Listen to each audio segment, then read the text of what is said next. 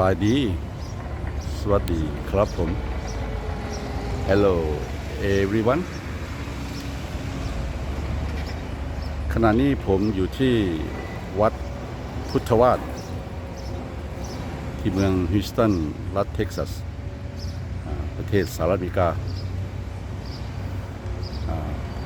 ผมมาทำคลิปเกี่ยวกับการห้างหา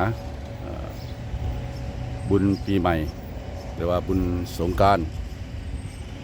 ของชาวไทยชาวลาวและชาวคาเมรชาวคัมโบเดียเขาจะฉลองวันเดียวกันคือวันนี้เป็นวันที่มีกาวันที่11เป็นวันศุกร์และงานก็ถูก3 วัดก็เฮ็ดทำฉลองวันเดียวกันเลยขออภัยนะที่พูดภาษาไทยไม่ชัดนะก็3 วัดก็มีวัดพุทธวาสนะก็วัดไทยนี่แหละแล้วก็วัดพุทธสัมคีวัดลาวแล้วก็วัดคแมร์ผมก็พูดไม่ถูกหรอก เป็นภาษาคแมร์ก็เขาจะทำฉลองวันเดียวกันตามที่พูดนะแล้วก็พ่อผมก็มาสำรวจดูเพราะว่าผมต้องได้ไปวัดใหญ่ๆของชาวไทยชาวลาวแล้วก็ชาวคาเมรแต่วัดมีเยอะนะผมจะไม่ได้ไปทุกวัดเพราะ3 วัดนี้จะถูกวันเดียวกันเพราะเขาฉลองวันพักศุกร์เสาร์อาทิตย์ศุกร์เสาร์อาทิตย์แล้วก็ที่วัดไทยนี้จะในค่ำคืนนี้จะไม่มีอะไรเพียงเตรียมพร้อมเนี่ยแล้วก็พรุ่งนี้เขาจะมีวันที่12จะมีการคบกันแล้วก็มีการประกวดนางสงกรานต์แล้วก็มีขบวนแห่นะขอพูดภาษาลาวก็สบายดีนะพี่น้องเนาะนี่ข้าพเจ้าก็อยู่วัดพุทธวาสซึ่งเป็นวัดไทยแห่งแรกในเมืองฮิวสตันรัฐเท็กซัสเนาะก็มาเลาะเบิ่งการห้างหาเฮ็ดบุญปีใหม่เนาะเพราะว่าบุญปีใหม่นี่ก็เป็นระหว่างชาวลาวชาวไทยและก็ชาวคาเมรหรือว่าชาวคัมโบเดียถือมื้อเดียวกัน ถือวันเดียวกันเพราะฉลองเนาะว่าอยู่ประเทศสหรัฐอเมริกานี่เขาเจ้าสิถือแต่วันพักเนาะวันนี้ก็วันศุกร์วันเสาร์และวันอาทิตย์เนาะเพิ่นสิฉลองกันงานทุกอย่างอยู่ประเทศนอกนี่อยู่ประเทศสหรัฐอเมริกาหรือว่าอยู่ประเทศใดก็เนาะคนลาวหรือว่าคนไทยหรือคนเขมรเนาะหรือว่าคนใดที่ถือศาสนาพุทธเนาะหรือว่าจีนเวียดนามบ่พม่าบ่เขาเจ้าก็สิอาศัยวันอาทิตย์นั่นล่ะแล้วข้าพเจ้ามันนี่ก็มาเบิ่งการเตรียมพร้อมของเพิ่นเนาะแต่ว่าเพิ่นก็สิบ่เฮ็ดจังหลายเพิ่นแต่มื้อนี้เพิ่นเตรียมพร้อมเพิ่นเตรียมพร้อมที่ว่าสิห้างหามื้อนี้เนาะแล้วเพิ่นก็สิฉลองมื้ออื่นก็สิมีการแห่นางสังขารบ่แม่นเนาะก็สิแม่กับประกวดนางสังขารหรือว่านางสงกรานต์เนาะเพราะเป็นแรงวันเสาร์คนก็สิหลายเพราะว่ามื้อนี้คนก็ไปเวียกไปการแน่เนาะเจ้าก็สิไปการเจ้าเลิกมาเจ้าก็สิมาซอยก็ประมาณนี้ล่ะมาซอยเวียกซอยงานแต่ว่าทั้งวัดเพิ่นก็ห่างหาแล้วล่ะเนาะเพราะว่าระหว่างวัดลาววัดไทยแล้วก็วัดเขมรเป็นวัดใหญ่ๆต้นต่อที่อยู่ในเมืองฮิวสตันรัฐเท็กซัสนี่เพิ่นจะถือมื้อเดียวกันเนาะคันธรรมดาบ้านเฮาก็คือว่าเพิ่นเฮ็ด13 14 15เนาะก็เป็นวันจันทร์วันอังคารไปพุ่นล่ะแต่ว่าอยู่ประเทศสหรัฐอเมริกาเพิ่นอาศัยเอามื้อพักเนาะทางเกษตรทุ่งเนาะมีทุ่งไทยทุ่งมิกาและทุ่งศาสนา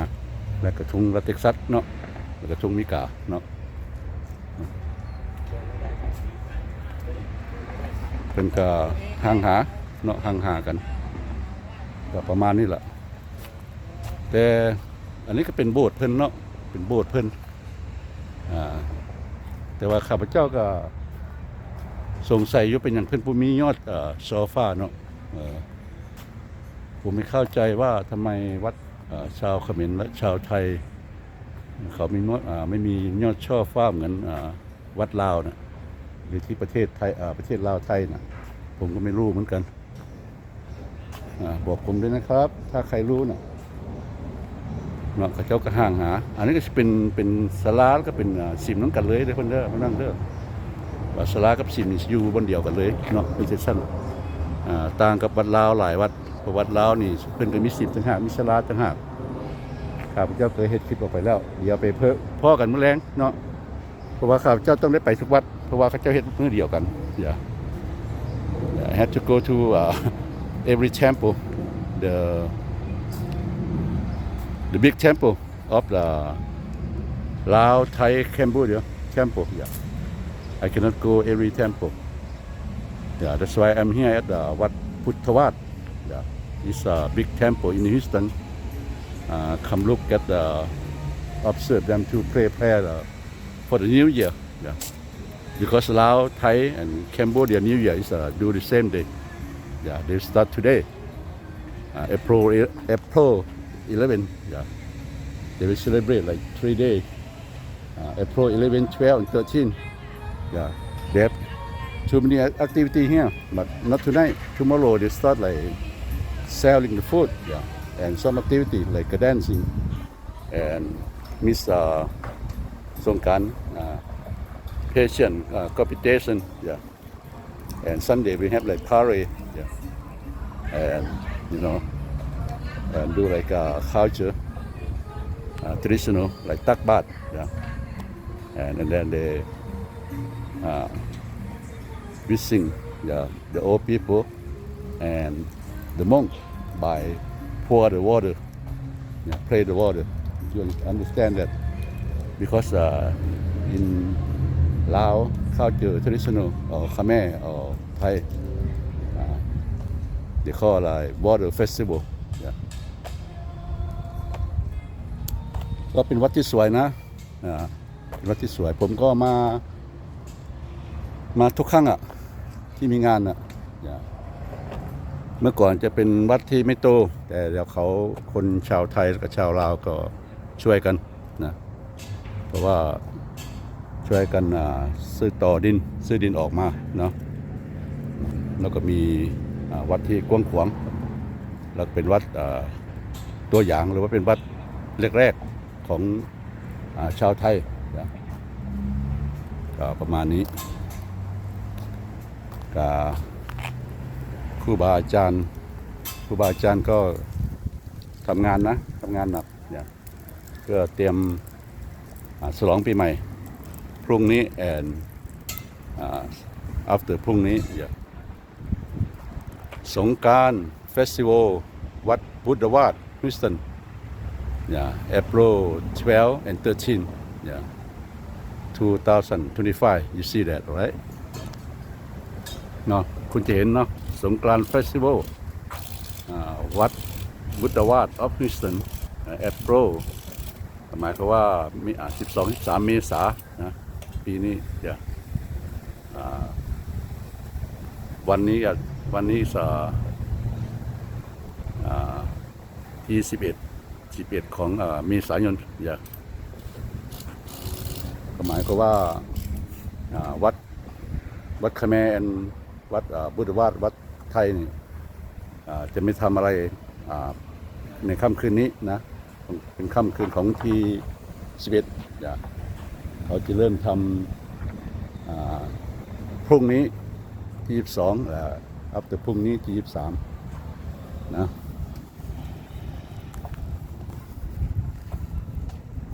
หมายเนี่ยโต๊ะ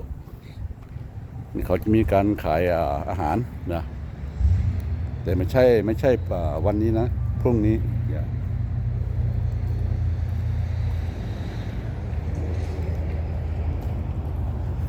ก็เป็นวัดที่กว้างขวางกันพี่น้องเนาะอันนี้ก็จะเป็นบอนจอดรถนี่เขาเจ้าก็สีหลายอันนี้สิเป็นเดินจอดรถในยามบุญซื้อเนาะ แต่บ่เป็นยามบุญแล้วเพิ่นก็บ่จอดแล้วเพราะว่ารักษาหญ้าเนาะประมาณนี้อันนี้ก็เป็นห้อของเพิ่นพี่น้องห้อของเพิ่นที่ว่าเพิ่นมีเพิ่นมีรายการหยังเนาะเพิ่นเฮ็ดอยู่ห้อนี้เพราะว่าลางเทื่อก็ฝนตกลางเทื่อก็หนาวลางเทื่อก็ร้อนเพิ่นเอาใส่เอาห้อนี้เพราะว่าห้อนี่เพิ่นสิมีเพิ่นสิมีแอร์เนาะมีมีเอซี่ว่าต่อไปอันนี้ก็เจ้าก็ห่างหาว้าวตัวเข้ามาก็เย็นรถเนาะ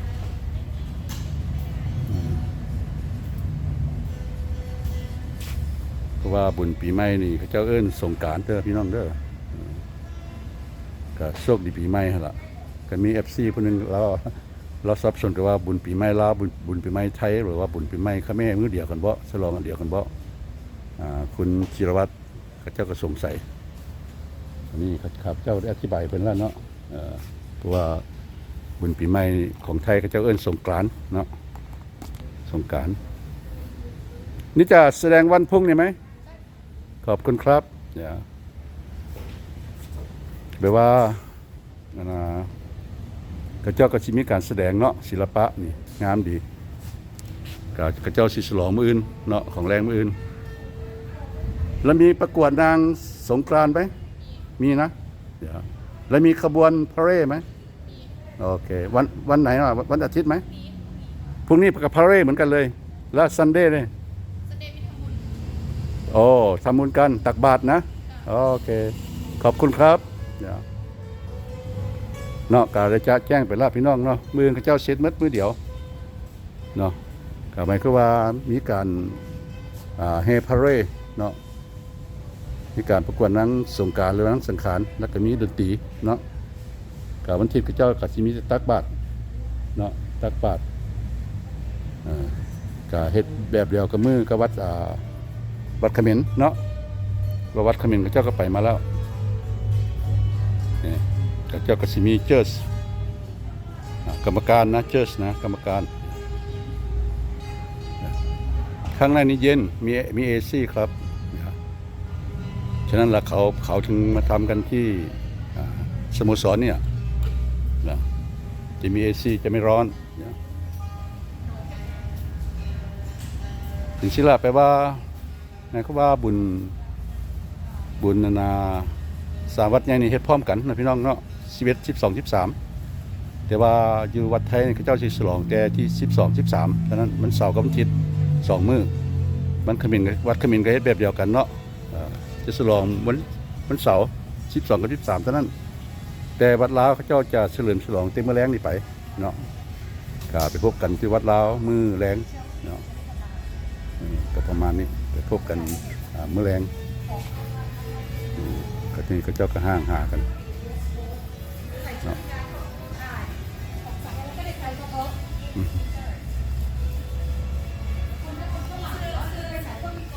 ก็มีหลายๆเนาะเขาเจ้าก็ห่างหากัน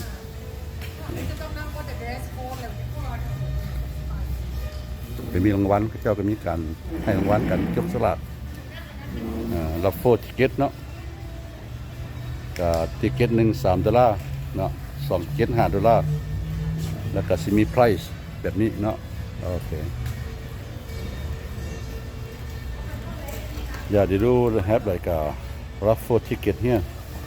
One ticket is $3. 2 tickets is $5. So they have the price over here, and they have some game. Yeah. นี่จักรยานไฟฟ้านะจักรยานไฟฟ้านะว้าน่ารัก ไม่ใช่คืนนี้นะพรุ่งนี้นะพรุ่งนี้นะ12 and 13นะทำเหมือนวัดเขมรเลยเขมรก็ทำวันเดียวกันวัดลาวก็ทำคืนนี้เริ่มคืนนี้ครับ แต่วัดเขมรกับวัดไทยชนกันเลยหมายความว่า tomorrow เริ่ม tomorrow ขอบคุณนะครับมาทำข่าวให้คนดูที่ประเทศไทยและกับประเทศลาวครับโอเครางวัลสอยดาวนะโอเค มีเกมด้วยนะอ่าก็กับเพิ่นใส่สโมสรเนาะคือข้าพเจ้าเว้าแล้วมันเย็นดีมันเย็นดีเจ้าก็สิมีทีวีระบบทีวีให้เบิ่งอีกว้าวเนาะมีสตาร์ไลท์ให้เบิ่งอีกว้าวมีจอใหญ่เนาะเจ้าก็สิมีจอใหญ่ให้เบิ่ง they have the big screen TV too look at that yeah. nice เขาจะมีจอยักษ์ให้ดูด้วยนะในการแสดง yeah. so this mean Khmer temple and Thai temple yeah นี่ว่าวัด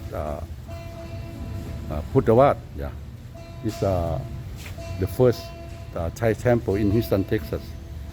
they celebrate like same day same night but different from Lao temple they start today 11 like 12 13 yeah and they do different too yeah and they will do takbar like ceremony Laos they will do tomorrow and Sunday they will do only parade yeah so I cannot go every temple to celebrate or ceremony yeah. Okay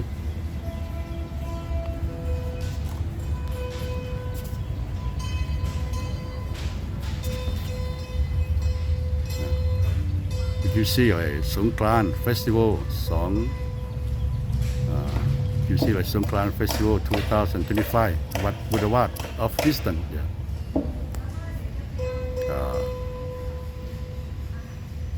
เพิ่งก็เห็นนะที่ภาษาอังกฤษเขาจะว่าสงกรานต์เฟสติวัล2025ที่วัดบุดาวาสออฟฟิสตัน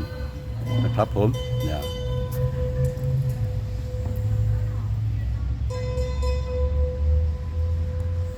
เพราะว่าดนตรีเดิมนี่เนาะดนตรีไทยเดิมหรือว่าลาวเดิมนี่ก็ลิ้นต่างๆกันก็จะคล้ายกันแน่เนาะประมาณนี้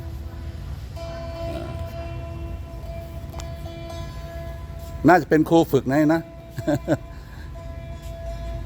จัดแจงเข่งสายไปเลยเฮีย เครื่องลิ้นกับเจ้านะพี่น้องเนาะเครื่องลิ้นก่อนของก็จะมาฟังอยู่เพราะว่ามือแรงกันคล้ายวัดลาวเนาะเพราะว่าข้าพเจ้าก็เป็นคนลาวก็ได้ไปร่วมวัดลาวเนาะกับมืออื่นเพิ่นพอเพิ่นมีตักบาตรแต่เช้าสวดแรงมาเพิ่นก็มีการประกวดนางสงกรานต์หรือนางสังขารเนาะก็ที่ว่าแล้วคนลาวก็เป็นนางสังขารนั่นแหละแล้วภาษาไทยสินางสงกรานต์เนาะประมาณนี้กลับมาให้ความละเอียดนะแต่ว่าข้าพเจ้าสิบ่มีสิบ่ได้ไปทุกวัดเลยพี่น้องเด้อเพราะว่าวัดลาวหรือว่าวัดไทยนี่หลายฮิวสตันนะ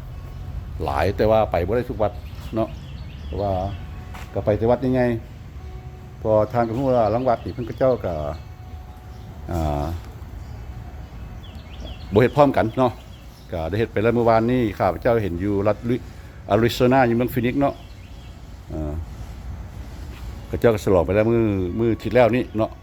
หมายความว่าเริ่มต้นแต่ว่าอยู่ในรัฐเท็กซัสนี่ก็แม่นอยู่เมืองฮิวสตันล่ะเริ่มกันหมู่ก็คือวัดพุทธสมัคคี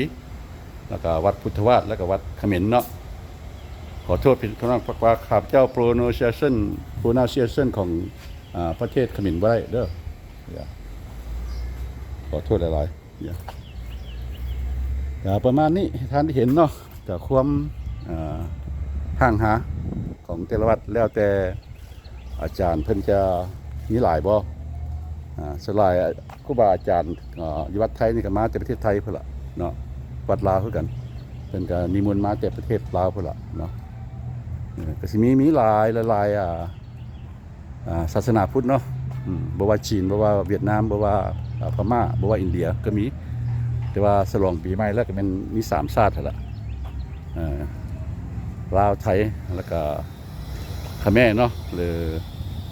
คัมพูเดียในภาษาอังกฤษเพราะว่าได้หลาย ได้หลายเนาะ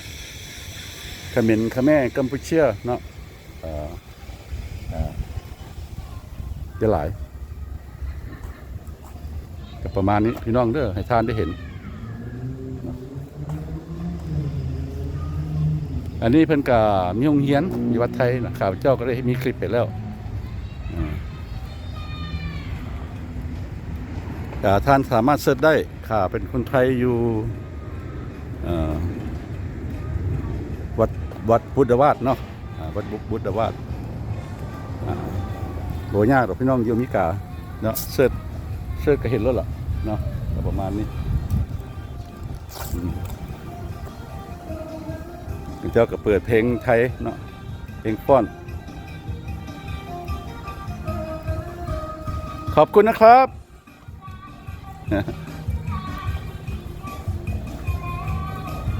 น่าสนุกครับ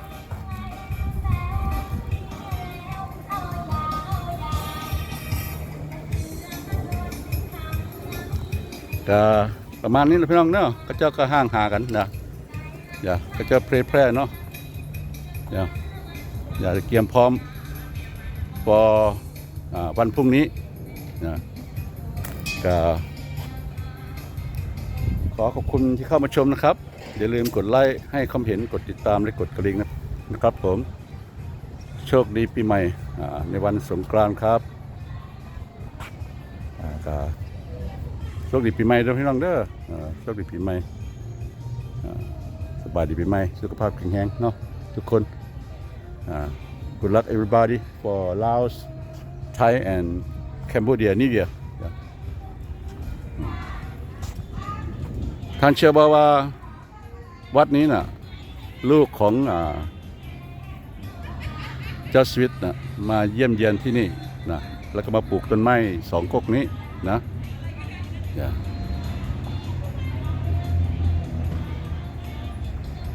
ผมไม่รู้จะพูดอะไรเขาบอกว่านะเป็นเดี๋ยวก็มาอีกละเดี๋ยวก็มาอีกพบกันคลิปหน้าพี่น้องนะ